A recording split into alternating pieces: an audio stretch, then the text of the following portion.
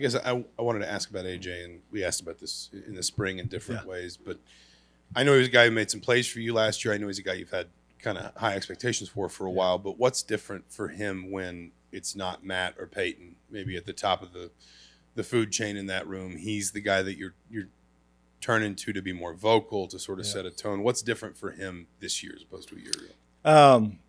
I think that when we first met in January, and we had both freshmen were early enrollees, so my whole group's been together. And I said, okay, look around your room, look around the room. What's different? Well, Pat and Matt and Peyton weren't there, so I think in regards to AJ, it was just a natural assimilation to the top that, hey, I got to step up and lead. And that's we always talk about the standards of the position, the expectations of the room, and I think that Peyton and Matt set such high expectations the last couple of years. It was easy for AJ, who'd been like the third wheel in a lot of ways, just go ahead and to step up, and that's what his expectation was. And the thing that AJ is kind of hidden is he's been a star on special teams for 2 years. I mean, he's a guy who walked on campus as a true freshman and was running down on kickoff team and was forcing double teams on kickoff team just because of his physicality and and his ability to make plays. So he hasn't maybe shown it as much at the tight end position, but he's had opportunities to get in games at different times. I know he was in the Michigan game 2 years ago at home when we won. He was in a key time at tight end. So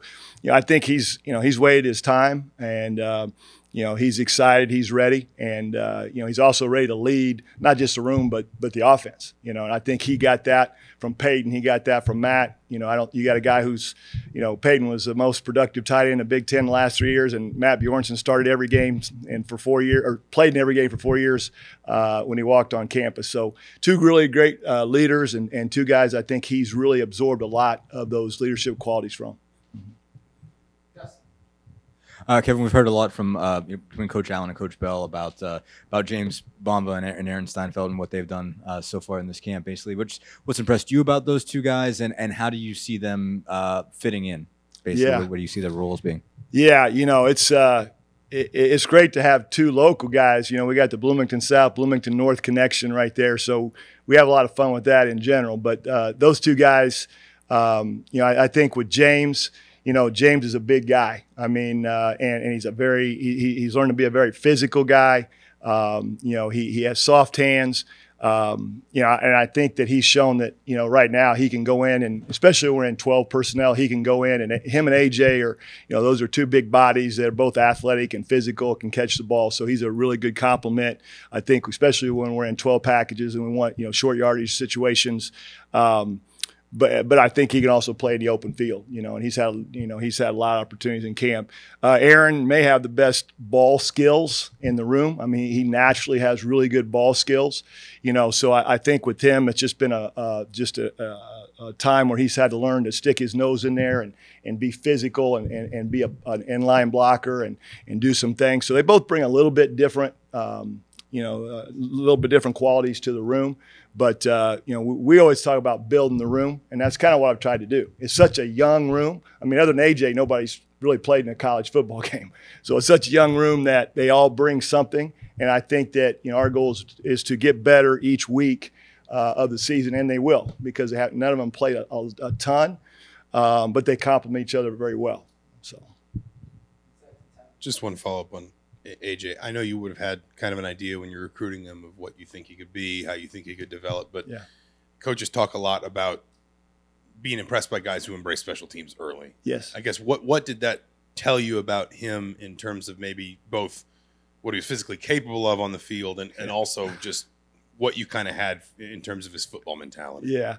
One, he was a tough kid. I mean, there's nothing tougher than running down the field on kickoff team and having to, have a 40-yard head start and somebody's trying to take your head off and running through blocks. And like I said, just from the get-go, I mean, he was forcing double teams, which, for the return team. So you knew you had a tough guy.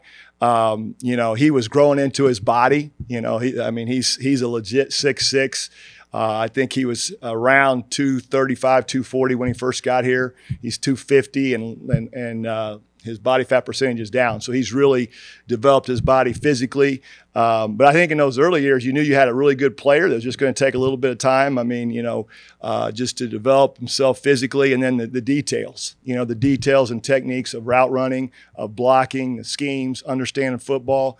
Those are all things that, are really hard when you're a high school kid that's played middle linebacker, which is what he did. He was the defensive player of the year in his conference, and he played a little tight end. So, you knew that he brought those qualities, the toughness, the physicality, all those things. But you also knew that there was going to be a process there where, like all the guys, he had to learn details. And I think that what he's learned the last couple of years, playing behind Peyton, playing behind Matt, is details matter. And Peyton really learned that, last couple of years as he really tried to progress himself in a position where he could play at the next level, how important those things were. And so AJ was able to observe that. And then with Matt, Matt played because Matt was a big-time effort guy, not overly talented physically, but just a big-time effort guy. So if you're AJ, you're watching those two guys in front of you, and you're taking those qualities from both guys, and you're applying it to your game. And not just AJ. I mean, James was in the room, Aaron was in the room. Those other guys are all in the room. That's how they think the game should be played. And if that's what you can set, the expectation you can set for your room, then that helps going forward, because now the young guys come in. Young guys are all young guys, but the freshmen come in and they don't know any different, whereas that may not be the case with every position room where you have had that type of leadership. So, I feel blessed in that way. And, this is to me, it's a really exciting group of young tight ends I'm going to have for a while. So, but, it's a process, and you need to get to game one, because obviously everything changes when you get to a real game environment. So.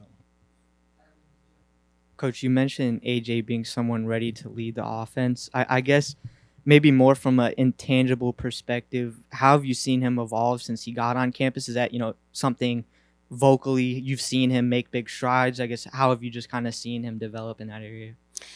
Yeah, I don't think he ever really had to vocally develop. He's always been kind of a vocal guy. Like I said, he came in with a defensive mentality, a little bit of a chip on his shoulder, so he wasn't backing down early on. Now, early on, maybe he couldn't back it up, but he wasn't backing down. So I think that what you've seen with him is just the confidence that he's been able to build in knowing techniques, in understanding routes, in understanding coverages, and schematically. So I think that in itself, now that, and guys see it in practice every day. You may not see it if you're just watching games, because last couple of years he hadn't played a ton. But the guys that have seen it in practice, the guys that are in my room, they know what he's capable of. And so, you have to,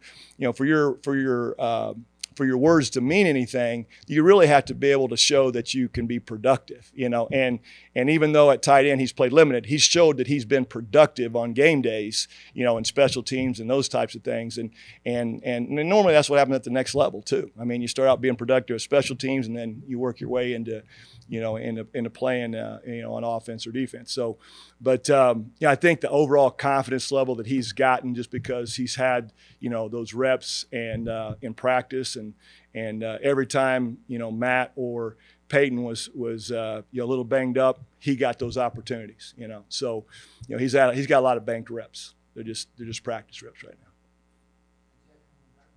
now. What have you seen from Brody Foley so far in fall camp? I know he's a guy that had a pretty impressive high school career, and where do you see him fitting in this room? Yeah, I mean, Brody is very similar to AJ, very similar to AJ.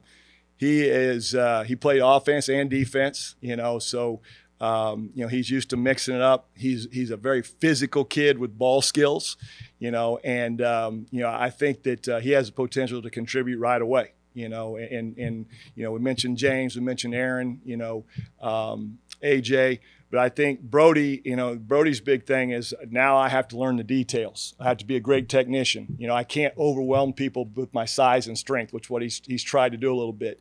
And but you see him almost on a daily basis getting better, because again, he's watching the guys that have been here. He's watching AJ. He's watching, James and Aaron and those guys, and even like Trey Walker, who is been in the program for 4 years. Ryan Barnes, the older guys that are going to contribute on special teams. He's watched all those guys. And, now he's just got to be a great technician. But a lot of similarities to where AJ was at, when he was a freshman. So, again, it's an exciting room to have going forward because I just think they're going to keep getting better. Exactly to leapfrog off of that, you mentioned you have a younger room, you have a younger group to develop over the next few years. How have the older members of the room helped them come along? Because I know AJ Barner is a name that's come up as a mentor time and again. Yeah, I mean, AJ is, he's been here on campus 2 years. He's a true junior. But I think not just AJ, but I mentioned Trey Walker, who's a walk-on player who's been in the program. Ryan Barnes, kid from Noblesville, who's been in the program. All those guys are so unselfish that they're willing to spend time, with the younger guys and make sure that the room is as good as it can be. And that's what we talk about: develop the room, because at the end of the day, we'll have 5 or 6 tight ends that will travel, and to get on the bus, you got to contribute. So those guys are going to have to contribute on special teams, and that's the big thing that doesn't get talked about, with the tight end room. We're going to play 4 or 5 guys on game day. So, and the philosophy we have is that when you go into a game, you play like a starter. So I think that's all impacted, the younger guys. But the reality is, when you take your older guys who maybe aren't getting a lot of exposure or a lot of playing time, and they're willing to invest in the younger guys, that's special. That's special. And I think that's what we've been able to grow the last few years in the tight end room.